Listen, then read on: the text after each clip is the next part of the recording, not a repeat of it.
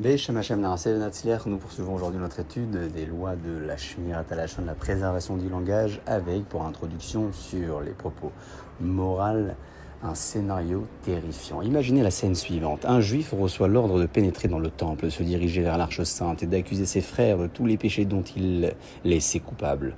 Le plus vil d'entre nous ne préférerait-il pas la mort que d'obéir à cet ordre? Il n'est pas facile d'admettre que c'est précisément ce que l'on fait en disant du Lachon Hara. C'est ce que nous apprend le Tana des Béliaou qui dit « Lorsque les impies disent du Lachon Hara, leurs propos montent directement vers le trône céleste. » On comprendra donc que la gravité de cette faute est immense et ce qu'elle peut coûter dans ce monde et dans l'autre est infini. C'est pourquoi David Ameller nous met en garde et nous dit que lorsque l'on désire la félicité éternelle dans le monde futur et des jours de bonheur sur terre, il faut avant tout apprendre à garder sa langue. À Yom Kippour, le jour le plus saint de l'année, nous prions Dieu de faire taire l'accusateur et de laisser le défenseur prendre sa place. Comment pouvons-nous formuler cette prière sans avoir honte si nous avons nous-mêmes donné par notre médisance des armes à l'accusateur?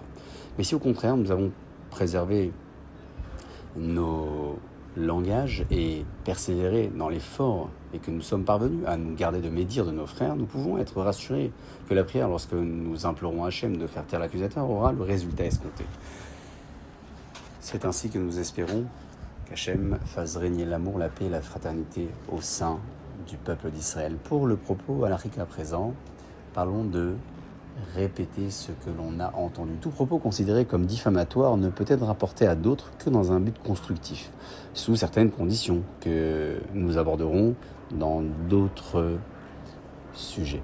Il est interdit de rapporter notamment une information péjorative concernant une autre personne à un ami, un membre de la famille ou à son conjoint.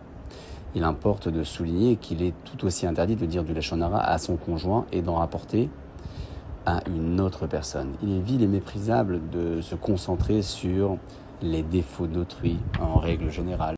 Autrement dit, nous avons l'habitude de rappeler que lorsque nous parlons des autres en leur absence, ce sont eux qui parleront en notre absence. À nous de choisir le contenu de nos propos. Ainsi s'achève notre étude du jour. Baruch Adonai Le'olam, Amen ve Amen.